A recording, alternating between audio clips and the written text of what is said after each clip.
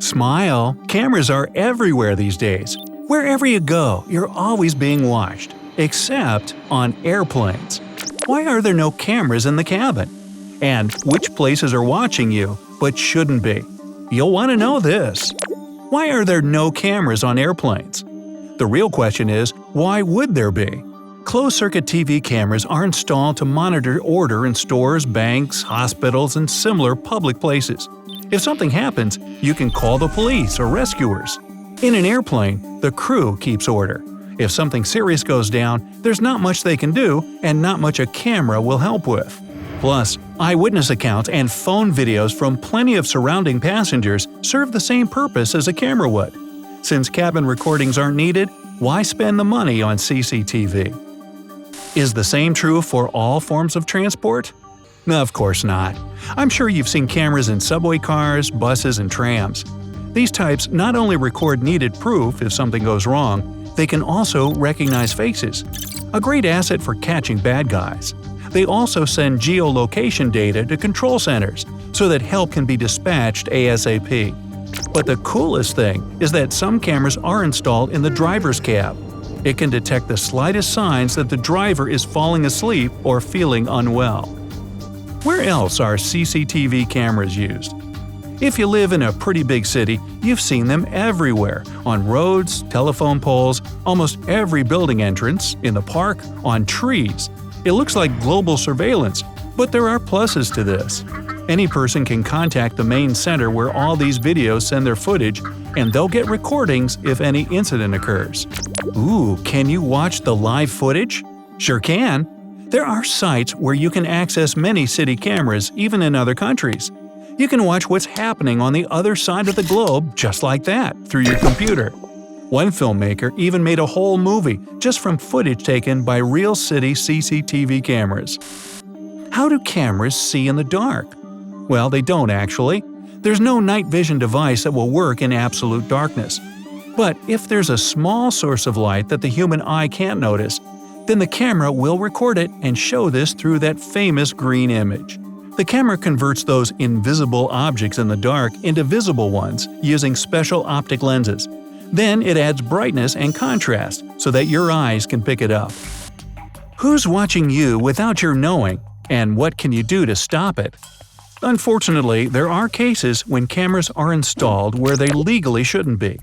Whether you're renting an apartment, staying as a guest at someone's house, or in a hotel, you can't always count on people to be honest. So check the places for hidden cameras. Let's start with the bathroom and bedroom. Statistically, cameras are most often installed there. Some have been found inside hotel shower heads and even tiny cameras hidden within the coat hook on the stall door of a public restroom. That's just wrong. Your phone can help you do a thorough search, but more on that in a bit. Study electrical appliances carefully. Smoke or motion detectors are popular spots. Hidden cameras may not be visible, but you'll recognize the lenses. Don't forget the furniture. Shelf corners, cabinets near the bed, even a superficial inspection can detect them. Check small details – lampshades, picture frames, clocks, and the most popular, the eyes of plush toys. Even if you didn't find anything, you can cover up suspicious objects with a patch or chewing gum. Okay, now get out your phone. Let's give this room an even better scanning that your eye might not have caught. Turn on the flashlight and move it slowly around the room. The camera lens will shine a little and you should be able to spot the reflection. The front camera of your phone can see infrared radiation. Turn off the light, close the curtains, and walk around the room with the front camera turned on. If a hidden camera is installed, then you'll notice a small flash on your phone screen. Modern cameras can be smaller than a fingernail, making them next to impossible to find. But you can at least disrupt their work. For example, using a Wi-Fi jammer, you interfere with the network and the signal to the camera. And if you know where the Wi-Fi router is, you can simply turn it off so that the camera loses the signal. You can also check out the App Store for programs that help you find cameras connected to Wi-Fi. Finally, be extremely careful around ATMs. Offenders can install cameras in or around them to see your PIN. Whenever you punch in your number, always cover the area with your other hand. But hold on now, you're not done yet. It's not just cameras you should be worried about. Two-way mirrors are used instead of CCTV cameras in plenty of places, even when they shouldn't be. The name is a bit misleading. The observing goes only one way. Anyone on the hidden side sees you, but you can't see them. When used properly, like interrogation rooms in grocery stores, these mirrors create a real observing system that will work even when the power is out. When they're hanging where they're not supposed to be, like public restrooms, store changing rooms, and hotels, then you've got some more detective work to do. Check out the wall first. If the mirror seems to just be hanging on it versus being built into it, then it's probably okay. Turn out the lights and try to peek into it. You can also shine your phone's flashlight into the mirror. If there's a secret room on the other side, then you might get a glimpse. You can also knock on the glass.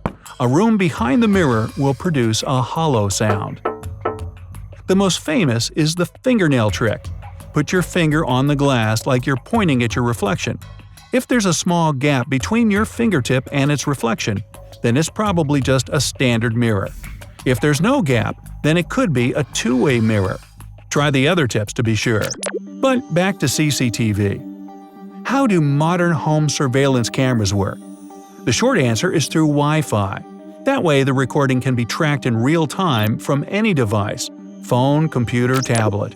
And if the signal and image disappear or strange movement is caught, then you'll receive an instant alert about this to your device. People install cameras not only to protect their house from thieves. You can keep an eye on your pets while you're away, or check that the babysitter is doing their job. If you want a home security system, how can you choose the right camera? You should pay attention to several things. The camera's hardware. It needs to withstand high and low temperatures if you install it outside. The viewing angle and focus. The larger the focus, the better the picture quality, but the smaller the viewing angle will be. With a wider viewing angle, quality goes down. Your best bet is to settle somewhere in the golden middle. Camera sensitivity. It should recognize objects even in the dark. The price. Obviously, you get what you pay for. You can find high-quality cameras for thousands of dollars. They have an impeccable image, to the point you'll feel like you're watching a movie, not a CCTV recording. What if you can't spend money on cameras but want to protect your home? You can take a chance and use a fake. A thief can be scared away, or a person may behave more correctly when they see a security camera, whether it works or not.